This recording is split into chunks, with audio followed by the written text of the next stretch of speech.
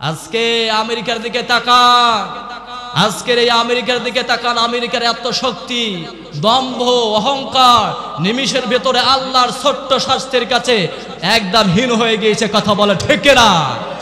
আজকে আমেরিকা একদম হাসির পাত্র হয়ে গিয়েছে। কোথায় তাদের পারমাণবিক অস্ত্র, কোথায় তাদের ক্ষেপণাস্ত্র? আজকে অগ্নিগিরি লাভার কাছে তারা হাসির পাত্র তামাম পৃথিবীর কাছে হয়ে গিয়েছে। কথা বলে ঠিক না? যে টাকা দিয়েছ, মনে রাখবেন, যে টাকা দিয়ে ইহুদিদেরকে সহযোগিতা করেছ, আজকে ফিলিস্তিনের মুসলমানদেরকে হত্যা করেছো তোমরাই। তোমাদের সহযোগিতা পেয়ে হাজার হাজার কোটি টাকা তোমরা সহযোগিতা করেছো ইসরায়েলকে। এই ইসরায়েলকে টাকা দিয়ে, অস্ত্র দিয়ে সহযোগিতা করেছো। আজকে গাজাটাকে এমন একটা নিস্তব্ধ কবরপুরীর মতন করে তৈরি করে দিয়েছো। আজকে গাজাতে শুধু হাজারি কান্না, ঘরবাড়ির কোনো স্তূপ নাই, একদম মাটির সঙ্গে তোমরা মিশিয়ে দিয়েছো। আল্লাহ তার পার্লামেন্ট থেকে এই দৃশ্যগুলো দেখে ক্ষান্ত হতে পারে? আল্লাহ তো এই দৃশ্যগুলো দিকে আল্লাহ ক্ষান্ত হতে পারে না। আল্লাহ রাজা, সহ্য করার মতন পৃথিবীর কোনো মানুষের নাই। আল্লাহ শুধু একটু সামান্য একটু ছেড়ে দিয়েছে। কথা বলে ঠিক কিনা? আজকে আমেরিকা তোমাদের দম্ভ অহংকার কোথায় দেখো। আজকে মুসলমানদের বিপক্ষে লেগেছো, মুসলমানদের বিপক্ষে লেগেছে, যার কারণে আজকে আল্লাহ এতদিন সহ্য করেছে। আল্লাহ ছাড় দেয় ছেড়ে দেয়, আল্লাহ ছাড় দেয় ছেড়ে দেয় না। আল্লাহ একবার যাকে ধরে ফেলে তাকে কিন্তু আর ছেড়ে দেয়।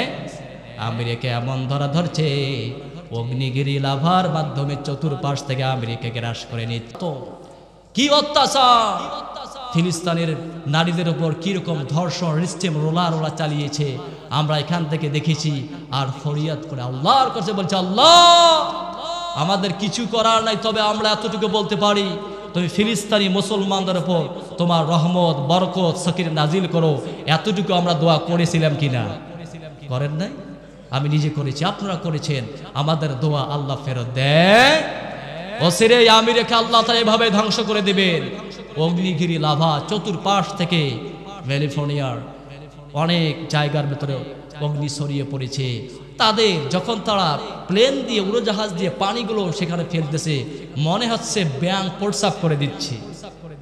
এরকম ওই পানিগুলো তাদের কাজে আসতেছে। আমরা তাদেরকে জানাচ্ছি, অচিরে তওবা পড়ে ফিরে আসো। কারণ তোমরা যে ওপেনে নারীদের অবাধ মেলামেশা এটা চালু করেছো, নারীদের নগ্নতা, একদম জেনার শহর বলা হয় আমেরিকাকে বলা হয় জেনার শহর, যেখানে নারী পুরুষ অবাধ মেলামেশা করতে পারে, কোনো লাইসেন্সের প্রয়োজন হয় না। কি অবস্থা! আজকে সেখান থেকে কোটি কোটি টাকা, এলিয়ন বিলিয়ন ট্রিলিয়ন টাকা আজকে ইসরায়েলকে সহযোগিতা করে, সেই টাকা দিয়ে ইসরায়েলরা মুসলমান নিধন করার জন্য পাইতারা করতেছে। কথা বলে ঠিক না? তাদের ষড়যন্ত্র কাজে লেগেছে, তাদের ষড়যন্ত্র কাজে লেগেছে। আসবে না ইনশাআল্লাহ। আল্লাহ তাআলা যে বললেন, ইন্নাল্লাহা শাদীদুল ইকাব, আল্লাহর আযাব বড় কঠিন, আল্লাহর শাস্তি বড় কঠিন। আল্লাহ একবার যাকে ধরে তাকে ছেড়ে দেয়। রাব্বুল আলামিন শুধু ছাড় দেয়, আল্লাহ শুধু বোঝার মতন ছাড় দেয়। এমন এক পর্যায়ে যখন বান্দা সীমা লঙ্ঘন করে ফেলে, ওই সময় আল্লাহ এমন ধরন ধরে, এমন আসার দেয়, পৃথিবীর মানুষদেরকে ওখান থেকে শিক্ষা নিতে বলে। ঠিক না?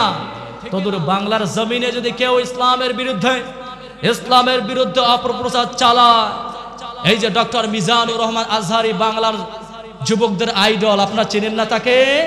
আহারে, উনি কিছুদিন আগে সিলেটের মাহফিলে বলেছিলেন, রাসূলকে নিয়ে বলেছেন রাসূল কাউবয়, অর্থাৎ রাখাল বালক। রাসূলকে রাখাল ছিল কি ছিল না? রাখাল ছিল না। এটা নিয়ে মাজার পূজারী বক্তারা কত তাচ্ছিল্য করতেছে যে মিজানুর রহমান আজহারির কল্লা এনে দিতে পারলে তাদেরকে 10 লক্ষ টাকা পুরস্কৃত করা হবে। কত বিশ্রী ভাষায় কথা বলতেছিল।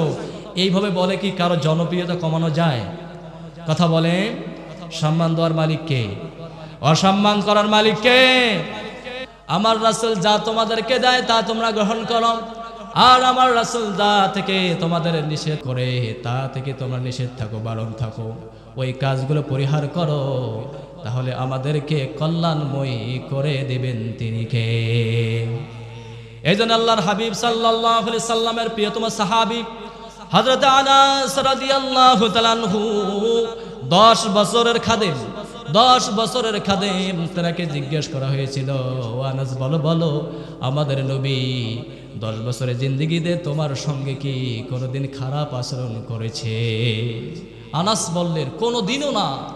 আমি ওনার আচরণের এত মুগ্ধ, এত উল্লাসিত, আনন্দিত, 10 বছরে কোনোদিন আমার নবী আমার কোনো কাজে ভুল ধরে।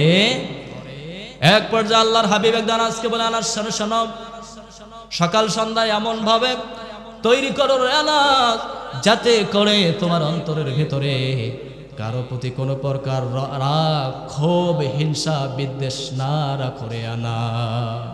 সকাল সন্ধ্যায় এমন ভাবে তৈরি করবা যাতে করে কোনো মানুষের জন্য তোমার অন্তরের ভেতরে কোনো ক্ষোভ, রাগ, হিংসা, বিদ্বেষ তোমার অন্তরে না জমে। এক পর্যায়ে আল্লাহর হাবিব বললেন, ও আনাস শোনো শোনো, মিন সুন্নাত, এটাই হলো আমার আদর্শ, এটাই হলো আমার সুন্নাত। এরপর আল্লাহর হাবিব বললেন, ওমান আহাব্বা সুন্নতি ফাকাদ আহাব্বানি কানা মাই ফিল জান্নাহ।